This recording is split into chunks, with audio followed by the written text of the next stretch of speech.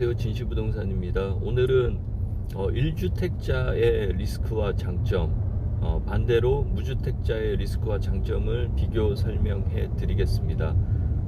먼저 무주택자의 장점은 은행 대출이나 뭐 이런 것들 없이 만약에 월세에 거주하신다면 은행 대출이나 이런 거에 대한 부담 뭐 이런 것들이 없는 거고요. 재산세를 내지 않아도 되고, 혹시 주택 가격이 뭐 여러 사유로 하락을 하게 되더라도 이에 대한 리스크로부터 자유로울 수 있습니다.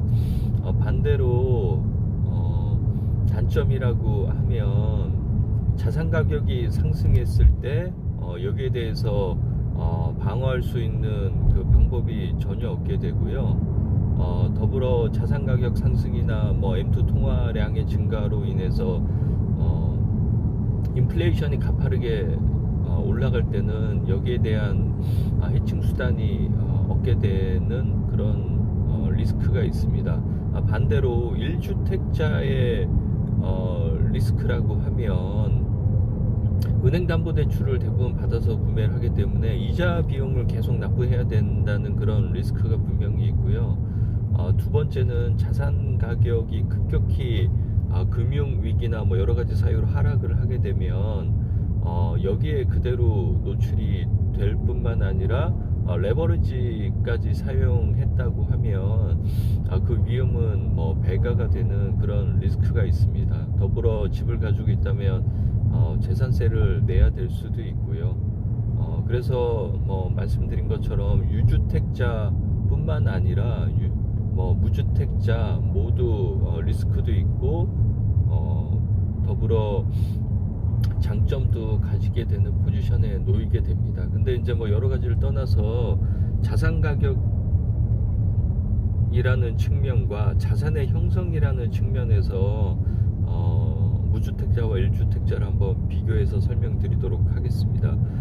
예를 들어 제가 지금 만약에 5억 원이라는 돈이 있다고 가정을 좀 해보겠습니다. 그래서 A라는 사람은 5억 원이라는 돈을 가지고 전세를 사는 것을 선택하고요. B라는 사람은 5억 원을 가지고 5억 원의 담보대출을 받아서 10억 원의 집을 구매했다고 좀 해보겠습니다. 단순히 자산가격 측면에서 말씀드리도록 하겠습니다. 먼저 5억 원의 자산을 가지고 5억의 담보대출을 받아서 10억 원의 집을 산 사람은 지금 보면 인플레이션이 매년 3-4%의 상승이 나타나고 지난 20년간 주택가격 상승이 누계로 보면 연도별 4-5%의 수준에 해당하고 있습니다. 뭐 이런 것들을 좀 반영을 해서 10년을 보유하고 있으면 50%가 오른다는 기존의 시계열 데이터를 적용해서 한번 시뮬레이션을 해보도록 하겠습니다. 그러면 10억 원의 집을 가지고 있었던 사람은 10년이 지나면 그 자산은 15억이라는 자산으로 확대가 되게 됩니다. 이거는 이제 제가 아까 말씀드렸듯이 우리나라의 통계 수치로 나와 있는 그런 숫자고요. 그렇게 해서 10억의 자산이 15억이 된다고 하면 대출이 5억 있었죠. 그 다음에 금리 4%를 가정했을 때 5억에 대한 이자를 매년 2천만 원씩 10년을 내게 되면 2억 원에 대한 이자 비용이 발생합니다. 이렇게 했을 때 총 15억 원에서 담보대출 비용 금액 5억, 그 다음에 이자 비용 5억을 차감하게 되면 순자산 8억이라는 금액이 본인한테 귀속이 되게 됩니다. 그래서 결론은 5억을 가진 B라는 사람이 담보대출 5억을 받아서 10년을 버티면 뭐 이자 비용하고 부채를 제외하더라도 8억 원의 자산을 형성을 하게 됩니다.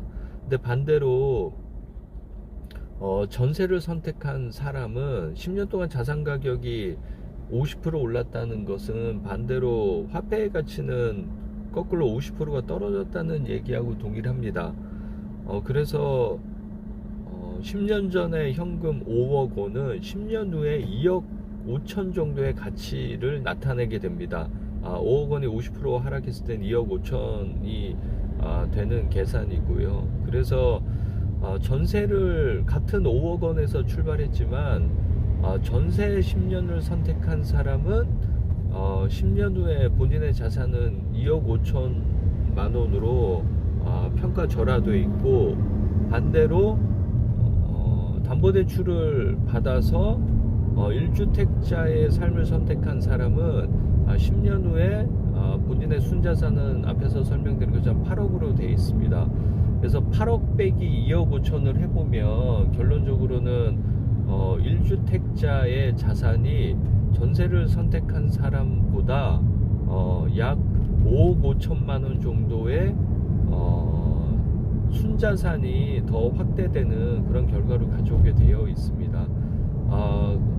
그래서 이렇게 시뮬레이션만 해보더라도 무조건 그 여력이 된다면 전세보다는 1주택자의 길을 가는 것이 현실적으로 자산을 불리는데 개인에게는 더 큰 긍정적인 효과를 미친다라고 말씀드릴 수 있겠습니다.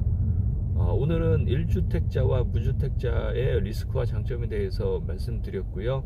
오늘 얘기는 여기서 마치겠습니다. 고맙습니다.